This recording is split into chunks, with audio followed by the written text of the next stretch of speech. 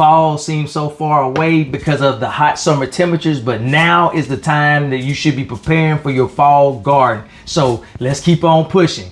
So today I'm going to be sowing seeds for my lettuce. I have my lettuce right here. I'm going to also be sowing broccoli, cabbage, and collard greens. And we do have a few more that we're going to start. But starting these right now is going to give you the nice strong transplants. So weeks down the road, when it starts to get a little cooler, then we could be ready to go ahead and plant. So let's go ahead and get started sowing these seeds. Now, the first thing I have to do is get my soil starting mix, and I use Happy Frog. Now, what I would tell you is to make sure you use a potting soil that you feel confident with. And this right here does great wonders for my garden. So I'm going to put this first on my little soil sifter. And if you haven't seen me do this before, then you're in for a treat. This is how I get those teeny seeds to germinate. This is one of the steps. And if you don't have one, I can show you how to make it. I'll put that at the end of this video. So my soil sifter, only thing I'm doing is I'm gonna rub my hands going back and forth. And you'll see why I do this. Just imagine those tiny seeds being covered by some of these big wood chips.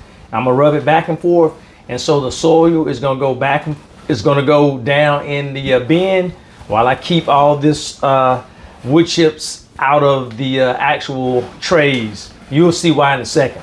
Let me give you a closer look at all this. Now, do you see why I do this? Look at all these wood chips that are in these potting mix bags. And it's not just this bag either. So if you have these tiny seeds, you can barely see these tiny seeds.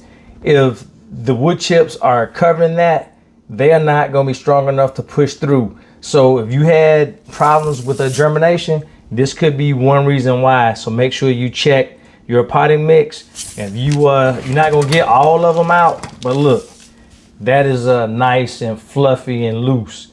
So those seeds going to push through this. But I have more tricks. Now, the last time I showed that, some people were upset about the amount of wood chips that are in the potting mix. Don't throw those out, because you can use those as fertilizers. So put that around your fruit trees or your plants. They're gonna break down and they're gonna feed your actual fruit trees or your plants. But now I'm gonna show you how to fill the actual trays up.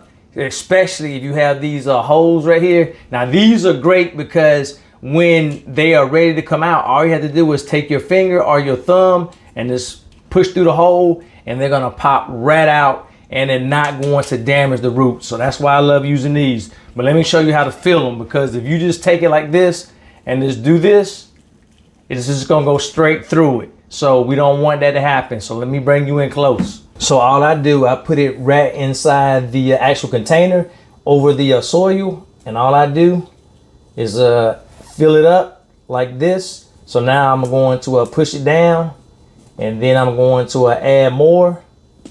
Repeat the same process, and that's going to keep the soil in. So if you have those holes that wide, that's all you have to do. Just get you a smooth surface, and then push them down so the soil can't get out, and then just press down and you'll be good to go. So let me finish this, and then I'll let you see what it looked like. All right, so we just got finished, and if you notice, I didn't fill it all the way up to the brim. I left a little bit of space up top, and that is going to be for my other garden hack. And we're going to leave this side clear, because this right here is going to be a game changer for germination. You wait and see. Now I'm about to plant my lettuce, and this is the giant Caesar lettuce. All right, so I'm just going to get a lot of that out, and I'm going to sow like maybe 1 or 2 inside of the each cell, just to make sure that I have a strong germination. But what we about to do next, it is going to make sure that we have a great germination. The last time I used these trays, I used them for my watermelons, and I almost had 100% germination with these seedling trays, because these seedling trays are special trays. And on top of that, what we going to do with them, it is such a straight game changer. So I'm gonna finish this up, and then I'm gonna show you exactly what we're gonna do.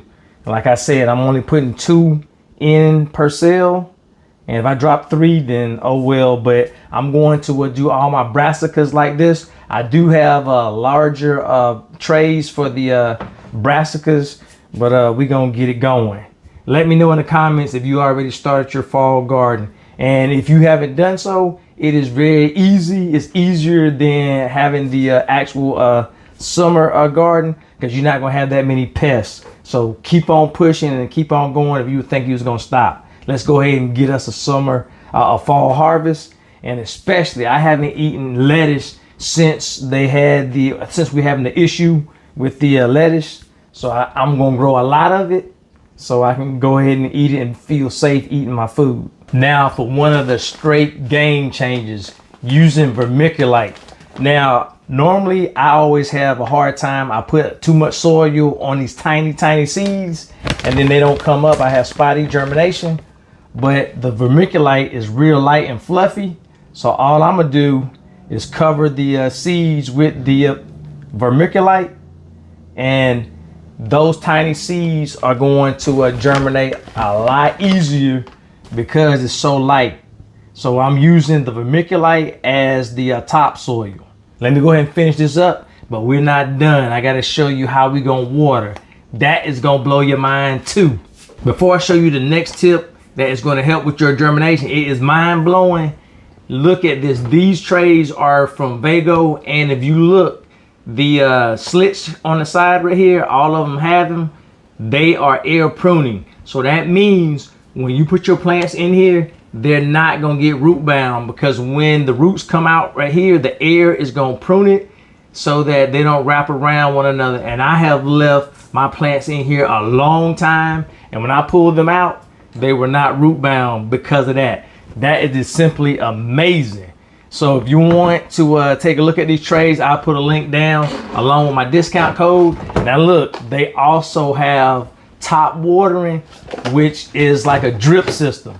And each one of these have their own covers, so that, you know, with the trays that have that one long cover, some of them may germinate. You trying to decide, should I take these out or not? And I can have a mixed variety, and if they germinate, I just go ahead and take this one off. But let me show you how we water. I already have one up there because I told you I'm growing lots of lettuce, because I ain't playing with that stuff. Whatever is out there, I ain't playing with it. And this is not the only one that I'm doing. I'm doing like maybe 2 or 3 more. So we're gonna have lettuce all over the place. All right, so I gotta get 2 more caps for that. But you're going to water inside of the dome, and it is going to drip out, and it's going to have its own humidity in there, and that's the game changer as well. So you got the trays. I already showed you the features. You also have the what we use, the vermiculite right here, and I'll put a link down at the bottom so that you can have access to it if you want to try it. And let me know in the comments if you've ever tried this, because I know some of my viewers said they tried it, and it is a straight what game changer. So all I do is add the water up top, and then it is going to slowly drip out. And if it doesn't drip out, all you got to do is take a little razor and then make sure the line is just put the razor through that little line that's down there, and then it'll go ahead and start dripping. And I may have to do that for like maybe 1 or 2, but I think I see a slow drip. But I was probably gonna get the razor to make it drip a little bit faster. So just pour the water in, and then just like that, I'm just going ahead and starting to drip. And I'll bring you in close so you can see that little square is going to feed each one of those cells. I showed you that square earlier.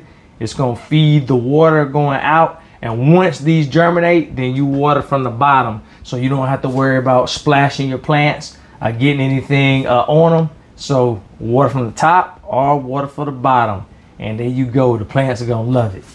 All right, so if you look close, you'll see the drip system right here. And like I said, some of them go slower than others, but that right there is going to help with the humidity in there, and your plants are going to push through the vermiculite so that you have some nice healthy plants.